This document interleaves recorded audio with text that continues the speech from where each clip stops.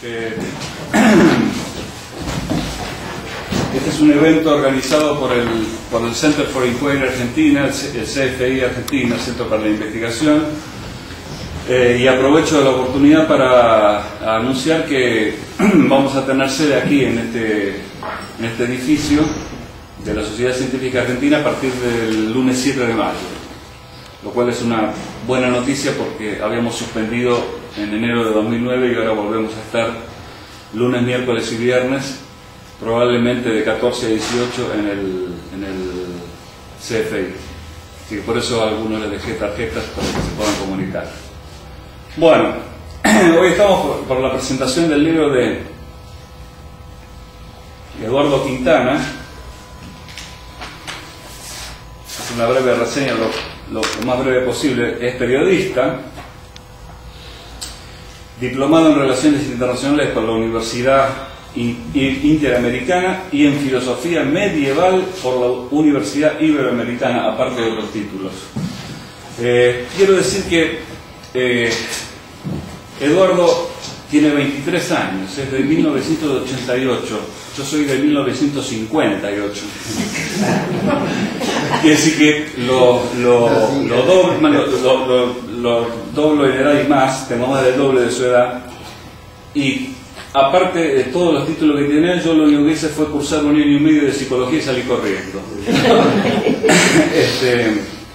Cuando Eduardo nacía, yo hacía un año que me había ido del Instituto Argentino de Parapsicología, decepcionado por no haber encontrado ningún argumento ni ninguna persona que pudiera demostrar tener ninguna facultad parapsicológica.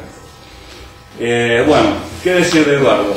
Nos conocimos en Asunción, en un congreso que se hizo en diciembre de 2011, que lo organizó la Asociación Paraguaya Racionalista, y en donde yo fui también expositor. Yo lo voy a definir a Eduardo, qué mejor palabra que usar que lo que hace en el prólogo del libro, para que ustedes se den cuenta quién es Eduardo. Es importante resaltar que si bien los textos vertidos en este libro tienen como principal objetivo comentar sobre los acontecimientos mundiales, estos son un medio más que un fin. Son el medio a través del cual Eduardo intenta cultivar ciertas ideas esenciales en la mente de sus lectores. La primera es que todas las creencias pueden y deben ser cuestionadas y sometidas al raciocinio, sin importar cuán incómodo eso nos resulte. La segunda y la más importante es el reconocimiento de que más allá de nuestra nacionalidad, religión, etnia, adherencia política o preferencia sexual, quienes poblamos el mundo somos individuos únicos y como tales poseemos el más fundamental de todos los derechos, la libertad.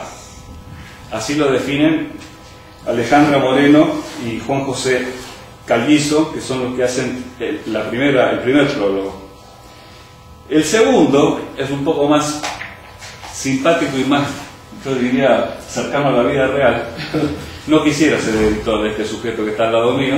Les digo porque el jefe editor, él trabaja en el diario ABC Color de Paraguay.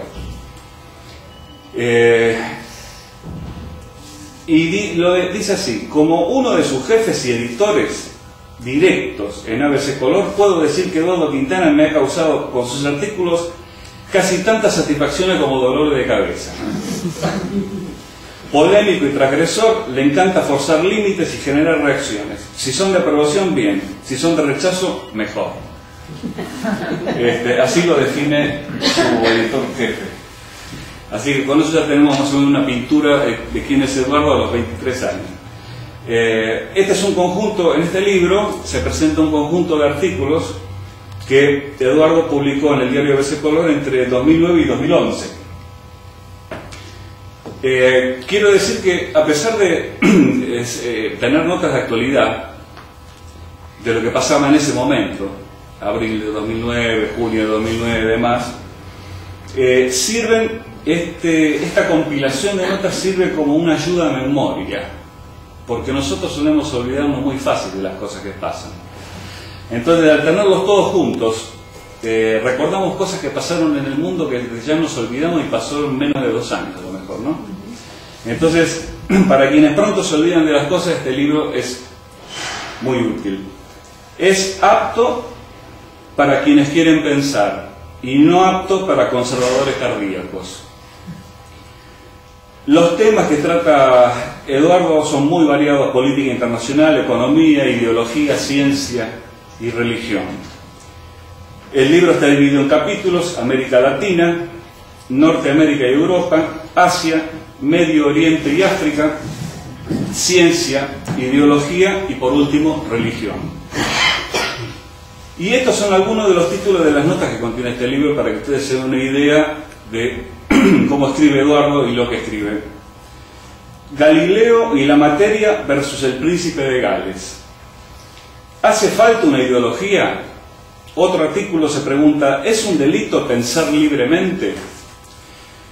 Otro dice: no en signo de pregunta, sino como una afirmación: hay que leer a Mussolini y Hitler. Otro título es Religión y Estado, : cruel combinación.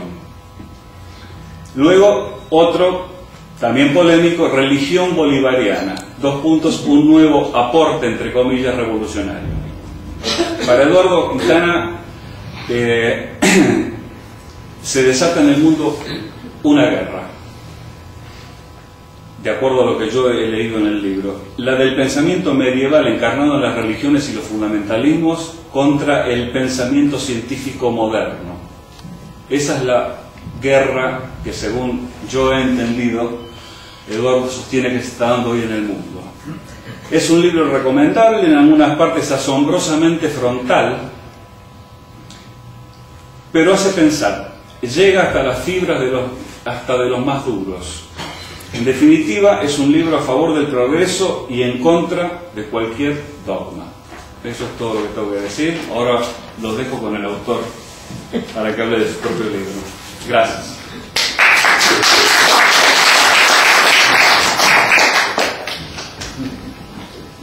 Bien, muy buenas noches a todos. Muchísimas gracias, Alejandro. Por favor. Lo primero que me preguntaron una persona hoy acá: ¿cómo traje los libros teniendo esta nueva ley de restricciones a productos importados, entre ellos esto, como me decía, esta droga, esto que es súper ilegal, que puede dañar cualquier cerebro, como es un libro? Bueno, la primera preocupación era esa. Le dije, no sé, vamos a pasar de 20, 30 libros o máximo de 50 podíamos traer supuestamente, y bueno, no pasó nada en la aduana, porque bueno, según no vieron los jefes de la aduana, así que estarán haciendo su trabajo. Hay varias historias entrelazadas en este libro que sí contiene bastante material sobre pensamiento crítico, religión, ideología, pero quiero compartir solamente 2 o 3 ideas o historias para no ser tan largo. La primera se trata de un vendedor de verduras, de un verdulero, que no es ni de Paraguay, ni de Argentina, ni de Estados Unidos, ni de Europa. Es un verdulero del norte de África que, una vez harto de todo el sistema corrupto prebendario de su gobierno, tomó una drástica decisión. Esta persona, que todos los días tenía un poco más de años que yo, o sea, es un joven. Esta persona salía todos los días a la mañana a buscar verduras y a llevar a la plaza de la ciudad para poder vender, para sustentar a su familia. Dejó sus estudios en informática para tomar este trabajo. Esta persona, cansado de que todos los días tenía que pagarle a la policía para que no le confisque todos sus productos, hay una relación de confiscación y expropiación. Se me hace, no sé, no quiero inferir, pero no voy a caer en eso. A esta persona todos los días venía la policía y le quitaba parte del producto de su esfuerzo para que ellos mismos, los que le tenían que proteger, no le hicieran nada, no le hicieran algún daño. En diciembre de 2010, esta persona dijo que no. Ya estaba harto, llegó el punto de colapso en que no podría decidirse si es que iba a seguir con la misma historia de pagar coima todos los días. Se paró y dijo que ya no iba a pagar un solo centavo más para que lo que le tenían que proteger no le hicieran daño. ¿Qué hicieron los policías? le confiscaron sus productos, le tiraron, le robaron. Entonces él, obviamente una persona sin pocos recursos, pero con un ejemplo de dignidad, esa propiedad que tenemos los seres humanos, si es que lo elegimos, va obviamente ante las autoridades y ante el caso omiso de la denuncia decide prenderse fuego. Intenta suicidarse y unos días después muere. Bouazizi era el apellido de este chico tunecino. Su historia recorrió todo el país y empezaron los levantamientos. Y ese punto de quiebre de respetarse la dignidad de una persona pobre que tiene el derecho a su propiedad, a su libertad, a producir, a vender, a comprar y a trabajar sin molestar a nadie, fue lo que desencadenó después lo que conocemos hoy en día en ciencias políticas internacionales como primavera árabe. En el 2011, algo impensable para el mundo occidental, en el cual nos incluimos paraguayos, argentinos y europeos, obviamente americanos también, cayeron tres dictadores. Tres dictadores del norte de África, Egipto, Túnez y también Libia, esto dentro del contexto ya de una guerra internacional. Pero ¿qué fue lo que desencadenó toda esta revuelta? También, entre paréntesis, muere un dictador a finales de año, el dictador Kim Jong-il, de Norcorea comunista, pero bueno, esto no se da dentro de un marco de levantamientos populares, sino a causa de muerte natural, como se dice, a través de una enfermedad. Esto a todos los analistas nos hace pensar qué es lo que pasó para que unas personas puedan tomar el ejemplo de un verdulero que pudo defender su libertad. Esa libertad que de repente caminando, trabajando, estudiando, nos olvidamos todos los días y no nos damos cuenta que vivimos en un mundo finito, material y que nos cuesta aceptar. Nos cuesta aceptar. Porque siempre pensamos que vamos a ser eternos, que vamos a permanecer, pero a través de los años nos damos cuenta, a pesar de mi corta edad, que el tiempo pasa muy rápido y más intensamente si uno quiere vivirlo realmente. Entonces, ¿cómo es posible que un verdulero pueda inspirar a millones de personas a salir a las calles, a levantarse contra la tiranía? Y ese deseo de respetar la propiedad, ese deseo de anteponer la libertad ante la vida incluso, como fue la de esta persona, no es patrimonio de Túnez, de Estados Unidos, de Japón, de Australia o de Argentina, es de toda la humanidad. Y esta persona, Bouazizi, nos enseñó en diciembre de 2010 que podemos perder la libertad si es que nos callamos por mucho tiempo.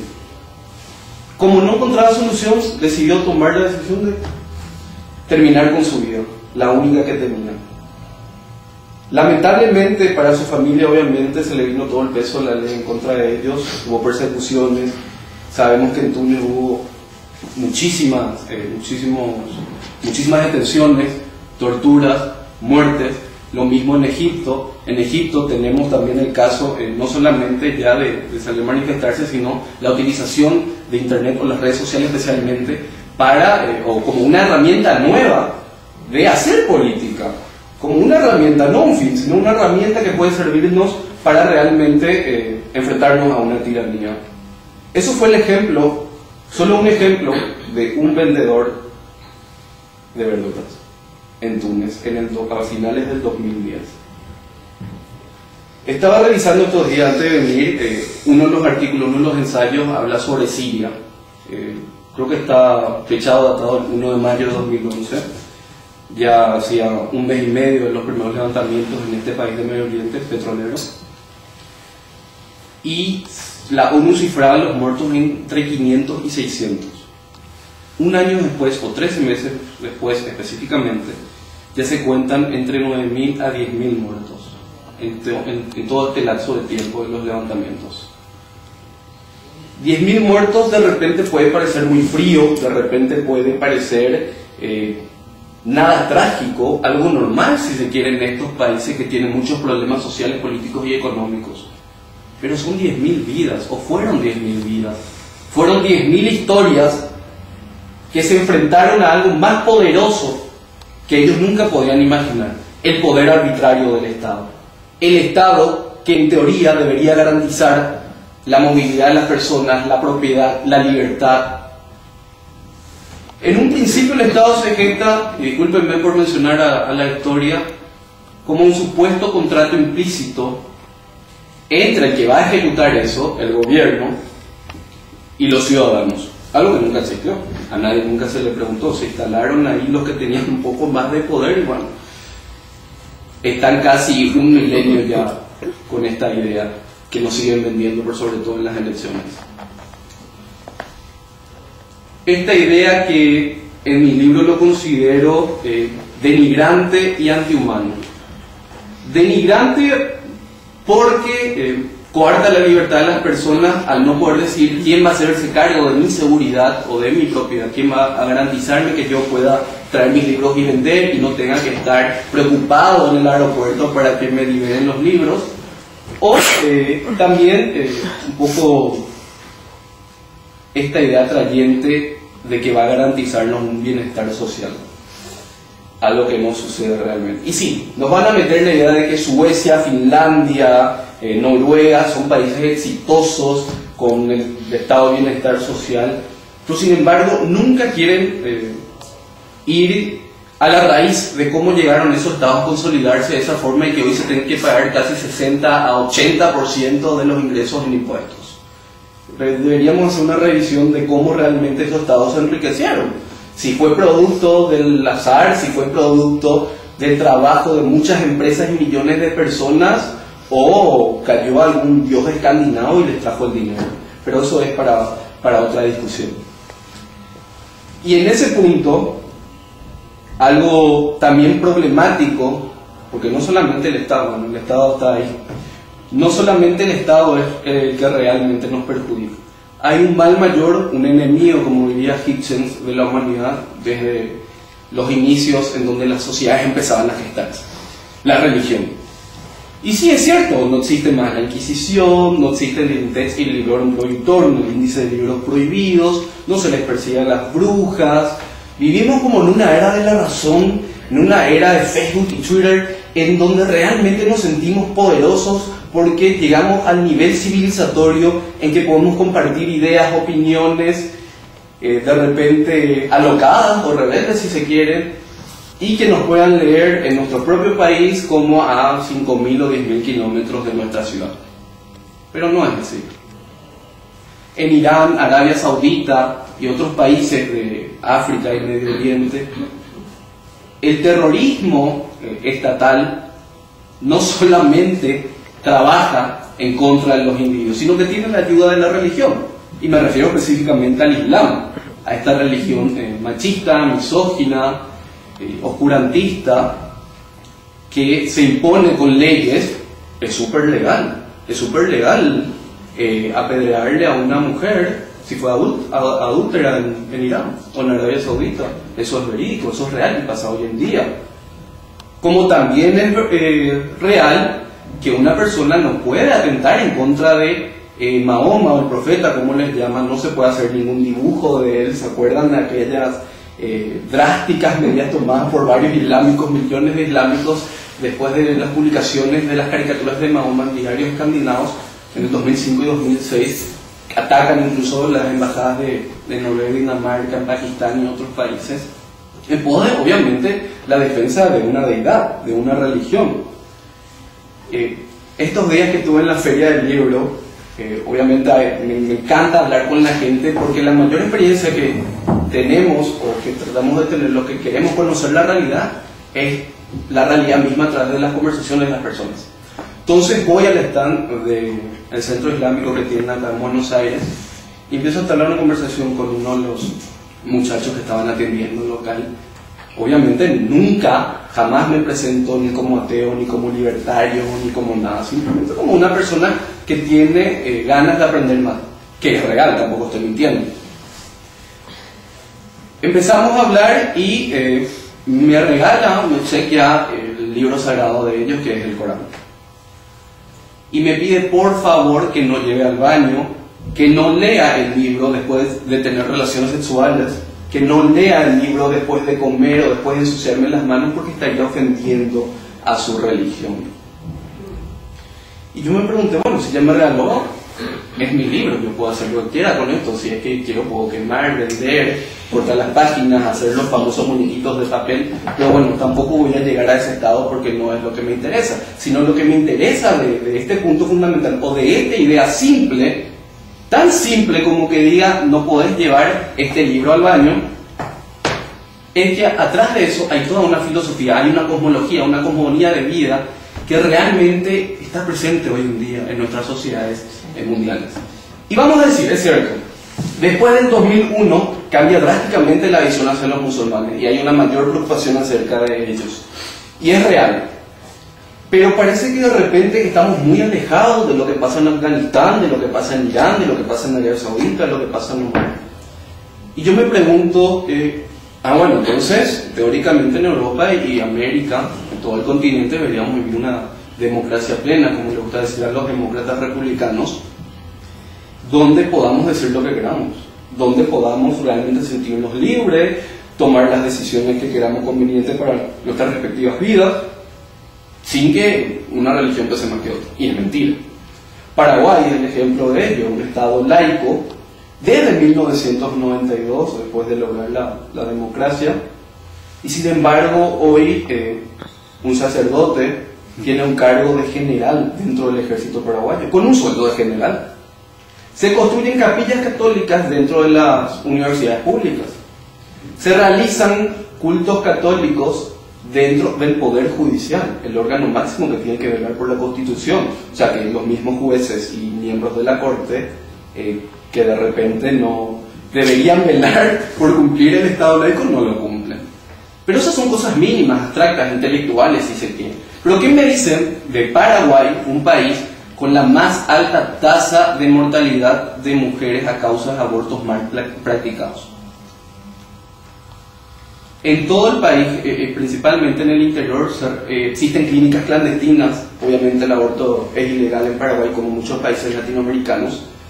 Y las mujeres de escasos recursos no pueden salir al exterior a realizarse un aborto. Entonces recurren a las famosas médicas curanderas también de los respectivos pueblos chiquitos.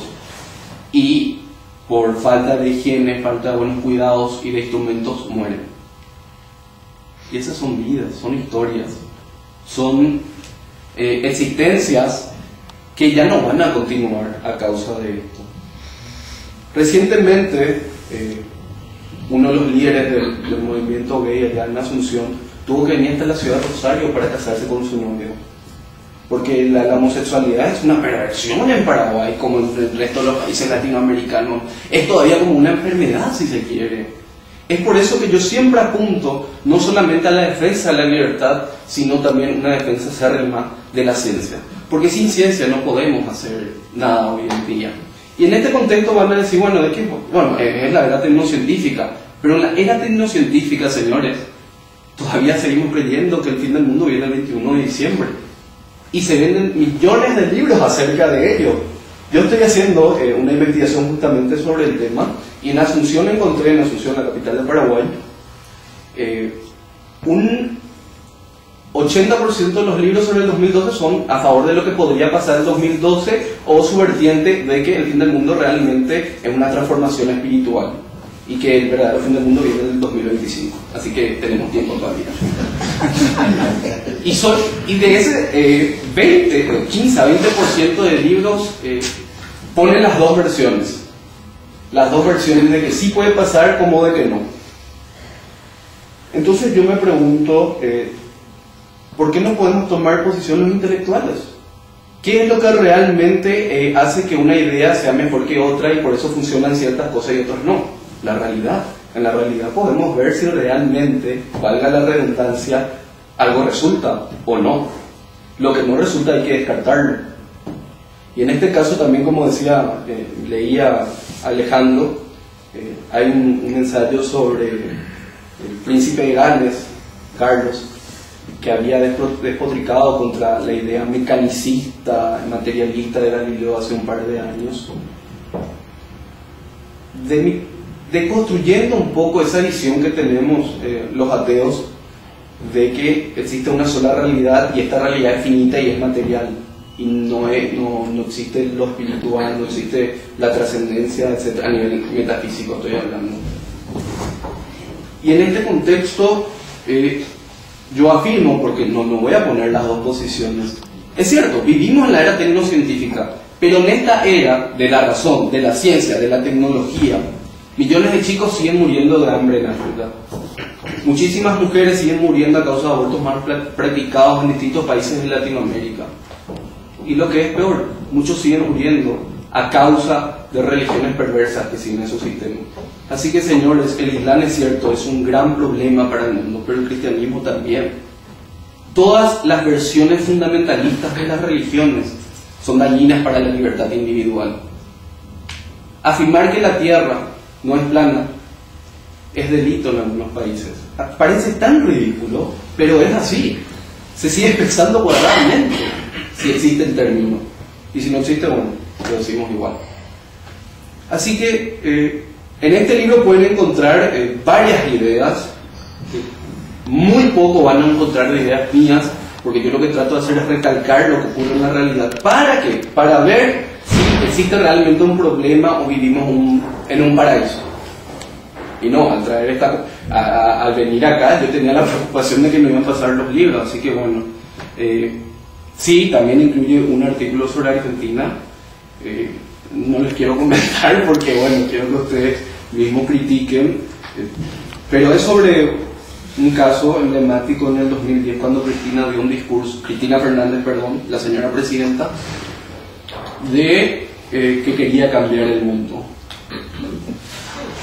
Y eso de un año y medio después, al venir, vengo cada año, al venir acá y veo si realmente cambió. Pero la conclusión lo dejo para ustedes, no quería interferir en eso. No hay ningún mensaje, pero sí es cierto que veo en este libro esta guerra que comienza desde que los primeros blasfemos, los primeros herejes, levantaron su voz de protesta y empezaron a dudar de todo lo convencional, de todo lo tradicional, de todo lo que les imponían las religiones y los estados, del oscurantismo que empezaba a tener mucha fuerza cuando se empezaron a consolidar tanto el Estado y la religión en los distintos países europeos. Esta guerra, que no es una guerra entre cristianos y musulmanes, no es una guerra entre Occidente y países árabes. Eso es muy simplista, es reduccionista y hasta, bueno, una persona que realmente lea mucho ese informe no diría eso. Esta es una guerra que va mucho más allá de la simple nacionalidad o de la simple religión. Es una guerra que enfrenta hoy el individuo libre, que está seguro y que duda también de que la ciencia realmente puede ayudarle a sostener esta existencia, versus aquel individuo que dice que solamente el poder del Estado y el poder de la religión pueden ayudarnos a ser felices y a ser libres. La misma idea del Estado nos imposibilita ejercer una libertad plena, a tener leyes, restricciones, y no simplemente leyes o restricciones mínimas, no tan amplias como que no se puedan traer más de 50 libros a un país democrático libre, tan absurda como que no se pueda cambiar más de $500 en esta ciudad. Esa Argentina discúlpenme que tengo que tocar este tema, esa Argentina de que realmente que existió en el siglo pasado en algún momento, de pujante, del país culto, del país de las personas donde se sentaban en los cafés a leer, a criticar, a putear, perdón por la expresión, y a ser libres o a ejercer ese pensamiento crítico, hoy forma parte de la historia de este país. Lo que yo veo desde afuera, ustedes lo van a entender mejor, pero lo que yo veo es un retroceso político y filosófico, si se quiere. Y no vamos a tratar tampoco de alarmar sobre que sí, va a caer en un país bolivariano, no. Cada país tiene su propio sistema político, económico, con algunas vertientes locales. Y la vertiente local es que este es un país súper desarrollado, pero un país súper desarrollado no permitiría o limitaría la importación de libros. Un país súper desarrollado no imposibilitaría a las personas a producir en este país, a producir y que no tengan miedo de que a fin de mes vengan las agencias tributarias o las agencias del gobierno a decirles: señores, ustedes ríndenme cuenta de lo que hicieron. ¿Con qué derecho? Con una constitución. Y uno debería pensar, una constitución que supuestamente se hizo para garantizar mi derecho a ser libre, mi derecho a producir, mi derecho a hacer lo que yo quiera con mi vida. Y esta es la Argentina de hoy, lamentablemente. Discúlpenme que me meta en temas internos, pero como analista internacional siempre veo que hace falta a veces recordarle a las personas de un determinado país que solamente ellas son las protagonistas de su entorno y que pueden perder muchas libertades si es que no se empiezan a dar cuenta de que realmente hay una existencia finita material y que el fruto de su esfuerzo, el fruto de su trabajo le pertenece a su cerebro, le pertenece a su cuerpo y a nadie más. Solamente esa persona tiene que decidir o tiene que tener el derecho a decidir a quién le va a dar parte de su propiedad o a quién le va a dar todo si quiere o si quiere entregarle la vida. Pero el Estado no tiene por qué decirlo. ¿Con qué derecho? Con una constitución que debería garantizarte la vida o con una constitución que lo que hace es quitarte cada día, cada mes parte de tu existencia, de que tengas que ir cansado del laburo, de que no puedas ir a rezar a la universidad, de que realmente no puedes hacer lo que quieras. Estamos hablando de una ciudad o de ciudades o de países donde por temor a que nos hagan algo no salimos a la noche, o por temor a simplemente a que venga una criatura de 5 o 6 años a pedirnos plata, no salgamos. Eso es terrorífico para toda civilización que ha llegado a un punto de desarrollo. Los árabes hoy están enfrentando una tiranía perversa, fruto de la religión, fruto del socialismo, fruto del nacionalismo, si se quiere, en distintos países. Es un logro haber derrotado a 3 dictadores el año pasado. Y eso es un logro, si bien es cierto, de los árabes, los tunecinos, libios y egipcios, es un logro de toda la humanidad. Pero simboliza un retroceso enorme, porque nos recuerda que en pleno 2011 o en pleno 2012 siguen vivas algunas dictaduras. Hasta el año pasado, el 25% de todos los países miembros de las Naciones Unidas tenían gobiernos híbridos y tiránicos. El 25% de una organización que se luce como democrática, que respeta los derechos humanos, que la cobija a países donde se produce una hambruna artificial, como Corea del Norte. Esa no puede ser catalogada una organización realmente que defienda los derechos humanos o las libertades individuales.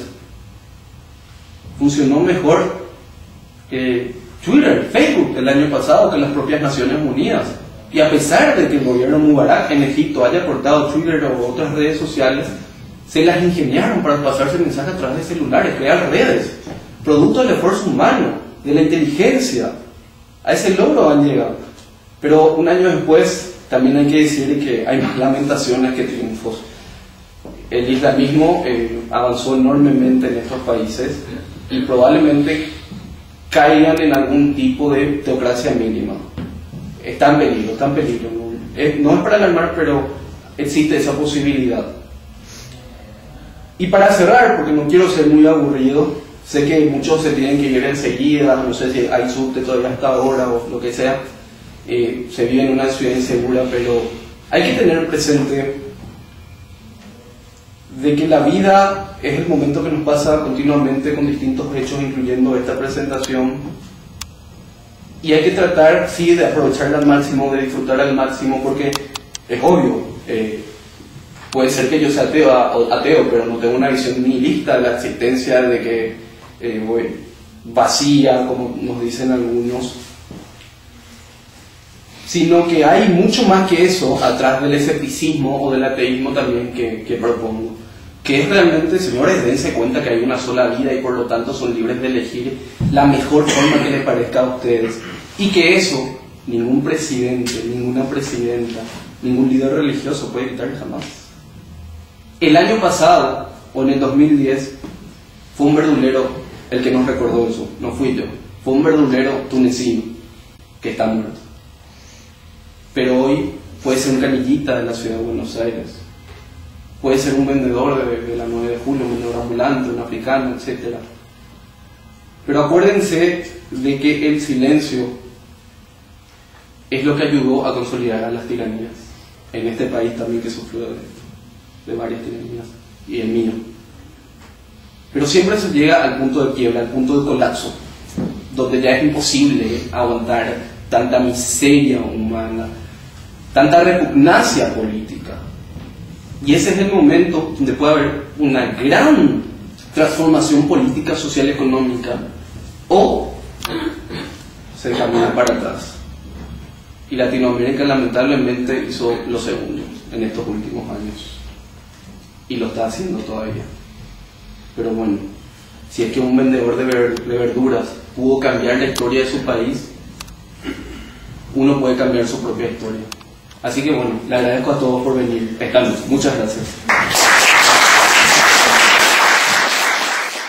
No solamente Humberto Guerrero, sino todo el mundo, en el mundo, siempre ha sido una persona con su actitud que ha modificado a veces la actitud política, y no solamente de un pueblo, de un país pequeño, sino que podemos hablar, por ejemplo, de la China, que usted recuerda que un viejito chino se puso frente a una fila de tanques con un bolsito en la mano, y que ha logrado eso, esa actitud de un solo hombre, que los tanques desviaran y no lo pisaran. Un piloto loco también de una avioneta aterrizó nada más y nada menos que en la Plaza Roja de... Todas esas actitudes, todos esos pequeños saltos por ahí, pero impresionante a nivel de seguridad para un país, ha logrado grandes transformaciones. ¿Qué decir? La caminata de sal, todas esas cosas. ¿Dónde ejemplos podemos dar? Mi pregunta es si en el Paraguay estaremos esperando un verdurero, o un canillista, o un vendedor de latitas que suben en los colectivos, porque también tenemos que preocuparnos de que nos hace falta un cambio profundo en nuestro querido país. Bueno, esto es una visión local, ¿no? En el 2008, abril, se cumplieron ahora 4 años. Fue como una revolución que duró una semana en Paraguay. El Frente Guazú, que era una agrupación de varios partidos opositores, incluyendo el Partido Liberal Radical Auténtico, que el liberal solo tiene nombre, había liderado un proceso para llevar adelante a un sacerdote o ex sacerdote a la presidencia de la República, Fernando Lugo. Esto iba a significar un cambio enorme dentro de la política local. Habían detrás 60 años de poder de un partido colorado, conservador, nacionalista, híbrido, a veces pragmático, que había controlado totalmente a la República. Y efectivamente el 20 de abril, y más que nada por el hartazgo de millones de personas, el Partido Colorado cae de poder, después de 61 años. Eso obviamente deja atrás 60 décadas de vivir bajo un mismo sistema. Un sistema que bloqueó todo intento de apertura hacia el libre pensamiento, hacia la ciencia, el florecimiento, el respeto de las libertades individuales. Y era, obviamente la dictadura había terminado en 1989. Termina esa dictadura, pero queda el mismo Partido Colorado, gobernando por unos más de 20 años. El sacerdote Lugo toma la posición del poder con un mensaje de reconciliación primeramente, de esperanza por sobre todo, y bueno, también de promesas como todos los políticos lo tienen, de un cambio drástico dentro de ejecutar políticas públicas, especialmente sociales. 4 años después, esta es una visión netamente individual que no compromete a ninguna organización que está acá, ni al propio diario ABC Color. el sacerdote ha representado básicamente un gran fracaso. Un fracaso porque seguimos teniendo unos índices de escolaridad no bien sustentables y que realmente se aproximen a lo que debería ser una sociedad formada en el siglo XXI. El sistema de salud iba a ser como una bandera dentro del gobierno de Fernando Lugo, y en los primeros años ha posibilitado la gratuidad de ese sistema de salud. Sin embargo, meses después nos damos cuenta de que no había medicamentos, o que los medicamentos que solicitaban las licitaciones o estaban vencidos o realmente nunca llegaban a pueblos del interior, donde ni siquiera existe comunicación con la ciudad, con la Asunción. Y eso no puede permitirse en un gobierno que supuestamente se jacta de ser o estar a favor del estado de bienestar. 4 años después tenemos uno de los altos índices de seguridad más grandes de la región. No es solamente en Buenos Aires, en Asunción cuesta salir a la noche hoy en día, no cualquiera lo hace. 4 años después tenemos una política exterior calamitosa, repugnante, en donde hasta hace poco recién se le elige a un embajador para Brasil. ¿Y hace cuánto se designó el embajador acá en Argentina, para Argentina? Hace como 2 años. Imagínense, 2 años después del gobierno. Y 3 años y medio después del gobierno recién vamos a tener un embajador en Brasil. Prioridades, el Mercosur. Bueno, otra falacia también, pero bueno, eso no es el punto de la discusión. Y yendo a la pregunta para no entenderlo, porque bueno, como estudio filosofía de repente quiero empezar a tomar distintas ramas, pero creo que el verdulero paraguayo siempre estuvo en el freezer y va a quedar mucho tiempo más en la heladera si es que otros no le mueven. La característica principal de esta sociedad, si se quiere, una sociedad, un conjunto de individuos más que nada, no es algo existente que podemos tomar y quitar, es cambiante en estos momentos. Paraguay sí está experimentando un cambio heterogéneo en la sociedad. Hoy ya se puede hablar como nunca del matrimonio gay, del aborto, siempre de repente muy limitados porque, bueno, los senadores siguen yendo a misa, hablando con el Papa, etcétera, etcétera. Pero sí hay un progreso en cuanto a la instalación, a la implementación del debate político y el debate social y filosófico, si se quiere, algo que no existía durante el gobierno los gobiernos colorados. Con el gobierno de Fernando Lugo ayudó, si se quiere, indirectamente a que exista este debate, y en donde sí se puedan contrastar desde ideas marxistas a ideas ultraliberales, sin que se llegue realmente a un término medio o que realmente se implemente una política efectiva para el bienestar o el progreso de esta nación. Sí falta un verdulero, pero mi visión más optimista es que faltan todavía muchos años para eso, lamentablemente. A mí me cuesta, disculpen que me mencione, a mí me cuesta de repente hablar sobre temas de ateísmo, temas libertarios dentro de la prensa, porque a pesar de que estoy en Ñandutí y en ABC, que son los medios más poderosos en Paraguay, cuesta de repente hablar, no por el medio mismo, sino por la presión que existe atrás de todo el contexto social, en donde, bueno, yo estoy dos veces a la semana en radio, uno en un programa de ciencias, el otro en un programa de análisis político y filosófico, y en ese programa obviamente de análisis llama muchísima gente en el Quinto Poder, no sé si conocen, donde empiezan a putear en contra del ateísmo, hablar. Un día me llamaron y me dijeron que Dios me castigó porque soy ateo y por eso uso anteojos. Hasta ese punto de quiebre se llega en una sociedad que le cuesta todavía debatir, defender ideas argumentativamente, racionalmente. No creo, discúlpenme, en ese marco del respeto, porque yo no voy a respetar ningún tipo de tiranía, jamás voy a respetar la sumisión del individuo al poder del Estado o al poder de la religión, así que si buscan eso van a encontrar en este libro también un poco de rebeldía, incluso profesional si se quiere, como siempre se nos guían los periodistas. Eduardo, si surge un verdulero ahora en nuestro país, porque seguramente cualquiera se pregunta, el pueblo paraguayo, ¿está preparado? ¿Está en condiciones? Porque esa es una pregunta profunda. Esa es la más difícil de la responder. transformación social que necesitamos en nuestro país. Esa es la más difícil de responder. Y algunos analistas ahí coinciden en que es muy difícil. Nos cuesta todavía, no sé si conocen el Latinobarómetro, que es este índice que mide la democracia en los países latinoamericanos.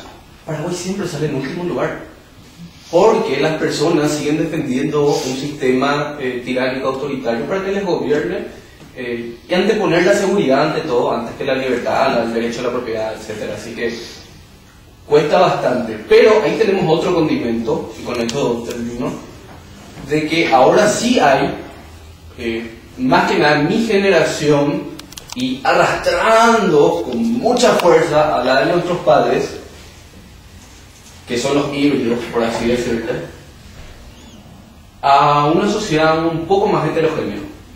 Hoy ya es más fácil hablar de estos temas en Paraguay. Si yo quitaba este libro hace 10 años, probablemente, no sé, me lo quemaría.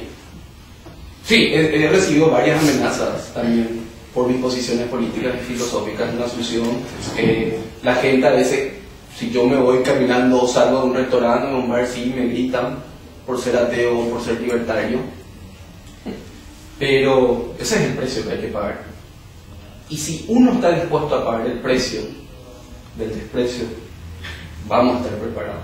Y vamos a estar preparados el día en que esa persona que hoy nos grita, en vez de gritarnos, nos diga: quiero refutarte con estas ideas. Ese va a ser el día en que realmente el verdulero pueda sacar del precio. Gracias. Sí. Quiero hacer una pequeña reflexión. Breve, si es posible. Brevísimo, porque como es interesante, provoca.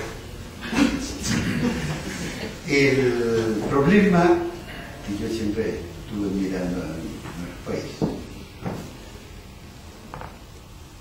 en conversaciones, en algunas audiciones, se habla de que hubo dictadura, pero no hay ninguna disposición legal de reconocimiento que hubo dictadura. Eso lleva consigo a por qué no caminan los juicios y siguen impunes. Yo recuerdo una ex canciller amiga mía, y le hablé sobre la agrupación de familiares paraguayos detenidos desaparecidos, y me dijo: Luis, lamentablemente en nuestro país derechos humanos no cobran.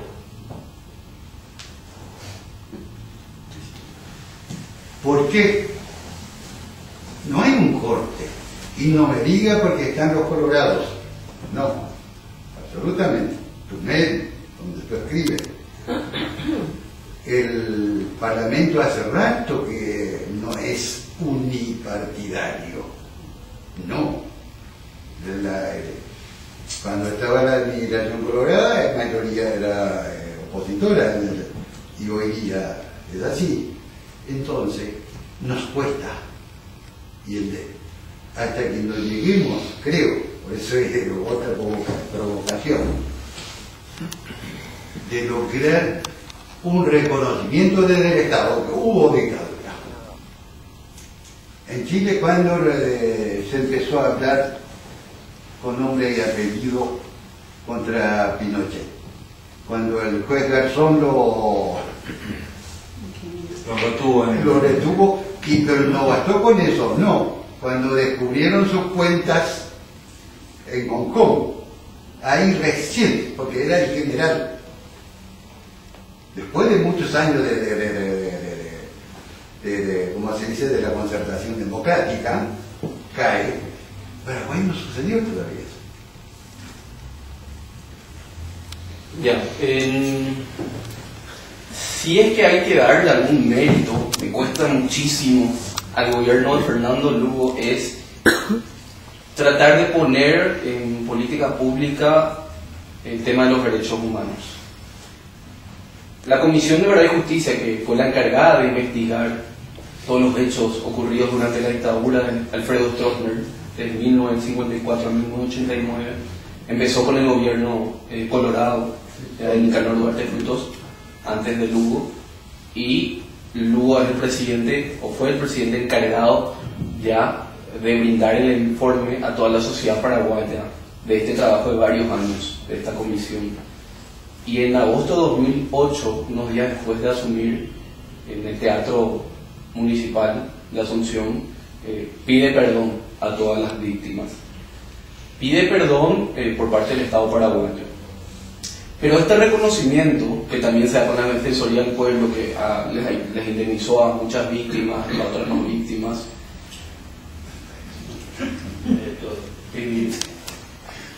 queda otra vez como un reconocimiento mínimo. Porque, y ahí voy a coincidir con usted, en que los culpables o los responsables de la tiranía, de la tortura, del exilio de miles de compatriotas no fueron juzgados, como muchas otras dictaduras. Y eso es cierto que pesa muchísimo todavía en esta sociedad paraguaya, como si fuera que nunca sucedió la dictadura, y es mentira, murió mucha gente, miles fueron exiliados, muchos fueron torturados, y ahora se está empezando a hablar más abiertamente del tema, y es cierto, hay que hacer un reconocimiento y hay que tratar de ubicarle, mejor dicho, pocos funcionarios de la dictadura que quedan vivos y juzgarles por lo que hicieron, por los crímenes que cometieron contra las libertades individuales. Esto es un reconocimiento que falta y que realmente puede subsanar algún tipo de pena. Sí, bueno, quería consultarte porque yo comparto mucho tu mensaje de ver como grandes enemigos. Siempre he visto a la religión y a los estados. Desde chico siempre fui ateo y trataba de difundir el mensaje. Pero últimamente es como que la religión la veo, al menos en la Argentina, como una batalla ya ganada. Faltan 2 generaciones, pienso, y digo, los jóvenes que están naciendo son cada vez más ateos, y entonces veo como mayor enemigo, y al menos me motiva más en difundir tal vez, mostrar el enemigo del Estado, difundir los principios libertarios y demás.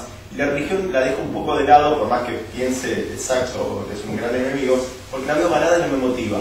Quería saber si compartís el mensaje, si ves a cuál ves más peligroso, o por ese lado.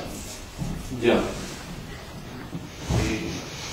Hitchens habla muy bien de ese tema, que siempre a los ateos se nos pide, ¿verdad? O se nos dice, o se nos reprocha, ¿por qué vamos a preocuparnos de las religiones si en varios países se respeta esto, la libertad de culto? Y es cierto, en muchos países, en grandes sociedades y civilizaciones que llegaron a un punto de respetar las ideas religiosas diferentes a las suyas. Pero esto hay que tomarlo con pinza.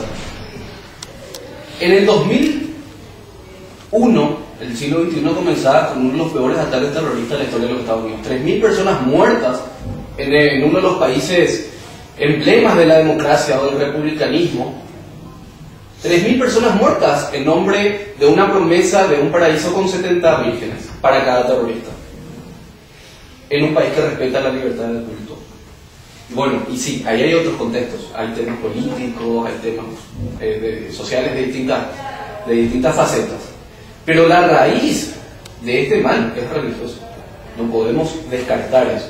Lo mismo en España, en el 2004, cuando en marzo, mueren más de 100 personas en las estaciones de ferrocarril. Y que el gobierno conservador de Aznar dijo que podría ser ETA, y era una célula vinculada a Al-Qaeda, una organización religiosa, terrorista religiosa. O en el 2005 el nombre, también otra sociedad que respeta la libertad de culto. Y es un problema no solamente de nuestros países, nosotros comparados a lo que están en los países africanos, donde todavía se comete ablación, o sea, se corta el clítoris de las niñas para que no sientan placer en el acto sexual cuando sean grandes, en nombre de un dios. Estar a favor de la libertad individual en un plano amplio representa la defensa máxima de esa libertad individual.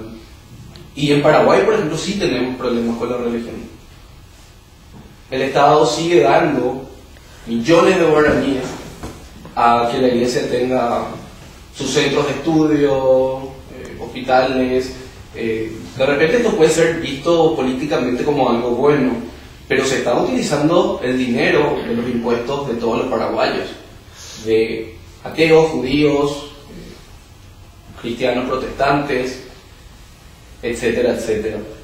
Así que en Latinoamérica sí es un problema en la religión unida al Estado, básicamente, en varios países, porque esta unión representa como el poder arbitrario que siempre va a controlar la vida de las personas. Esta fusión será interesante, es una fusión interesante en nuestras sociedades, donde una cosa no se puede desconocer de otra.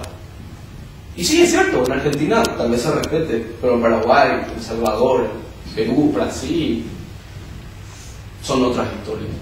Aunque bueno, ustedes tengan en la Casa Rosada una capilla, que la presidenta hable a favor del catolicismo, son cosas mínimas que pueden pasar desapercibidas, no tenemos por qué calentarnos tampoco y ser irracionales a hacer una manifestación, por ejemplo, frente a la Casa Rosada, pero sí tienen que tratar de evitar la apropiación a sus religiones, por ejemplo. Eso sí es un peligro en este país en este momento.